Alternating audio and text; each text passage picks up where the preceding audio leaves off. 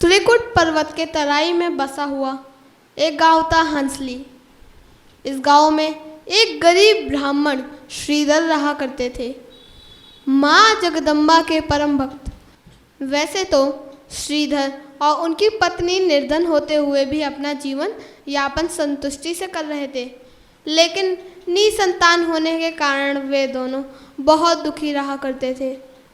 एक बार की बात है, श्रीधर ने सपने में देखा कि साक्षात देवी जगदम्बा उनसे कह रही है कि 9 कुंवारी कन्याओं की पूजा करके उन्हें भोजन कराने, जिससे तुम्हारी इच्छा जल्द ही पूर्ण होगी। सुबह श्रीधर ने यह बात अपनी पत्नी को बताई, जिसे सुनकर वह बहुत खुश हुई और अपने पति से बोली, अगर माँ जगदम्बा ने इशारा किया है तो हमें ज़रूर कुंवारी कन्याओं का पूजन करना चाहिए। आप गांव की 9 बालिकाओं को जाकर कल कन्या पूजन के लिए न्योता देकर आइए। पत्नी की बात सुनकर श्रीधर चिंता में पड़ गए और कहा, कुंवारी कन्याओं का पूजन तो करना चाहिए, लेकिन हमारी स्थिति ऐसी कहाँ है कि हम 9 कन्याओं को भी अच्छे से भोजन करा सके। इस पर पत्नी ने कहा, अगर माता रानी चाहती है कि हम पूजा करें तो आप चिंता न कीजिए, माँ जगदम्बा हमारे साथ है, हम कन्याओं को भोजन अवश्य कराएंगे। माँ तो सभी जानती है, वह हमारी मदद करेगी। इस तरह दोनों पति पत्नी ने यह विचार कर पूजन का निर्णय लिया। श्रीधर ने गांव की 9 बालिकाओं को जाकर कल अपने घर आने का निमंत्रण दे दिया, पर उन्हें गांव में सिर्फ 8 कन्या ही मिली। इधर श्रीधर की पत्नी ने अपने पड़ोसियों के जाकर कुछ खाने का सामान उधार मांग लिया। श्रीधर जब घर पहुँचे तो उन्होंने यह बात अपनी पत्नी को बताई, जिससे सुनकर वह भी चिंतित हो जाती है। दोनों पति पत्नी किस प्रकार रात काटते हैं। सुबह उठकर दोनों ही पूजा की तैयारी में जुट जाते हैं, लेकिन उनके मन में बस इस बात को लेकर चिंता बनी रहती है कि 9वीं कन्या वह कहाँ से लाए, और इस तरह तो उनकी पूजा का व्रत अधूरा ही रह जाएगा। लेकिन माता रानी कैसे अपने सबसे परम भक्त को निराश कर सकती है। जय माता रानी। यथा समय दोनों ने कन्याओं की पूजा अर्चना करनी शुरू की और उसी समय कहीं से एक कन्या आई और 8 कन्याओं की पंक्ति में बैठ गई। श्रीधर और उनकी पत्नी यह देख बड़े खुश हुए और मन ही मन माँ आदि शक्ति को धन्यवाद दिया। बड़ी श्रद्धा और प्रसन्नता के साथ दोनों ने कुंवारी कन्याओं का पूजन किया। माँ की कृपा से उनका यह अनुष्ठान बड़े अच्छे से संपन्न हुआ। कन्याओं का भोजन करा के उन्हें विदा कर दिया।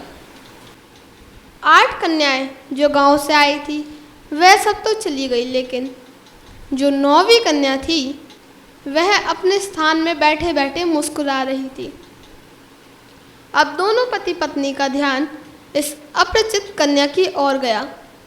उन्होंने कन्या के पास जाकर उसे प्रणाम किया और उसका धन्यवाद दिया। तब भक्त श्रीधर ने कन्या से पूछा, तुम कहाँ से आई हो? इस गांव की तो नहीं लगती। इस पर कन्या ने कहा कि मैं त्रिकुट पर्वत पर रहती हूँ।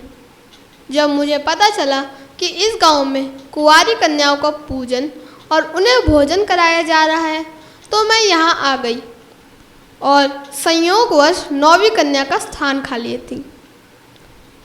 कन्या की बात सुनकर श्रीधर और उनकी पत्नी दोनों संतुष्ट हुए, लेकिन भोजन कराने के पश्चात तथा सारी कन्याओं के चले जाने के बाद भी वह कन्या अपने स्थान पर बैठी रही।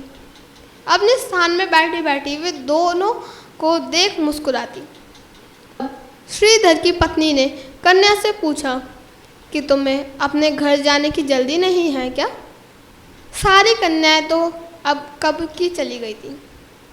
यह सुनकर कन्या हंसकर बोली, मैं आपके घर में भंडारा और ब्राह्मण भोजन करवाना चाहती हूँ। आप ब्राह्मणों को भंडारे का निमंत्रण दें। आइए और साथ ही पूरे गांव के लोगों को भी बुलाए। कन्या की बात सुनकर श्रीधर और उनकी पत्नी दोनों एक दूसरे को देखने लगे। श्रीधर ने कहा, पुत्री, ये आप क्या कह रही है? हमारी इतनी औकात कहाँ है कि हम माता रानी का भंडारा करें और साथ ही पूरे गांव का भोजन भी करा सके। आप बस ब्राह्मणों और गांव वालों को न्योता देकर आइए, बाकी सब मुझ पर छोड़ दे। मैं इतना प्रबंध करके यहाँ आई हूँ कि सभी को भोजन करा सकी हूँ। उस दिव्य कन्या ने श्रीधर से कहा और उन्हें भोजन आदि सामग्री जो वह अपने साथ लाई थी दिखाया। श्रीधर और उनकी पत्नी दोनों उस अपरिचित कन्या की बातों से अचंभे रह गए थे।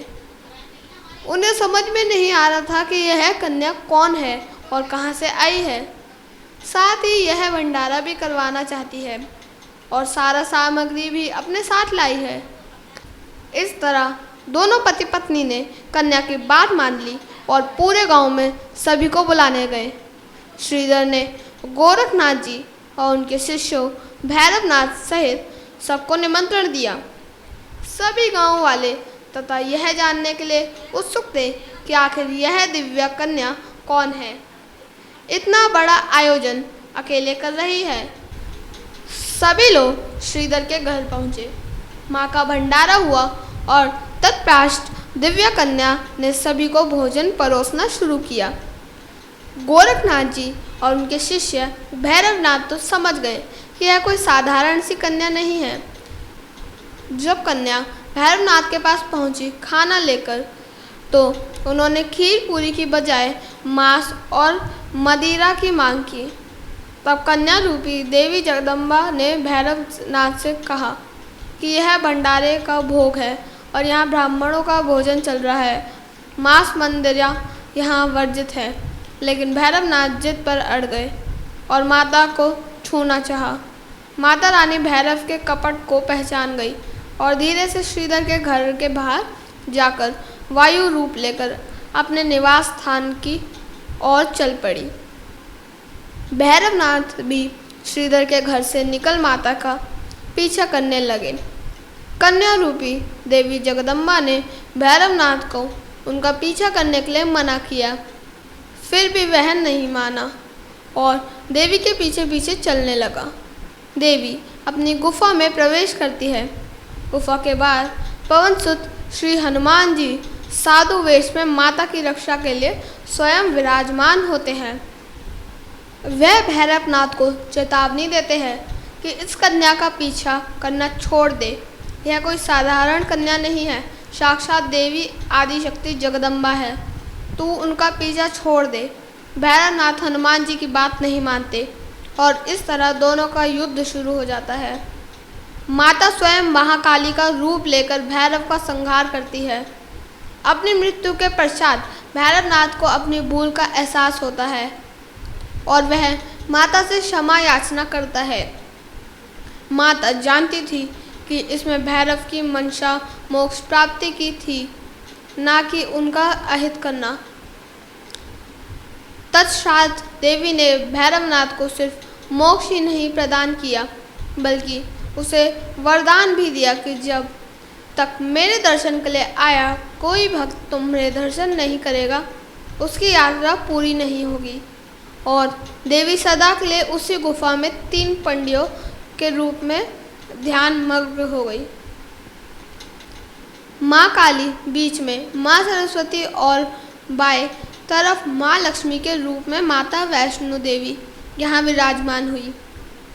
और तभी से श्रीधर और उनके पुत्र इसके बाद उनके वंशज माँ की पूजा करते आ रहे हैं।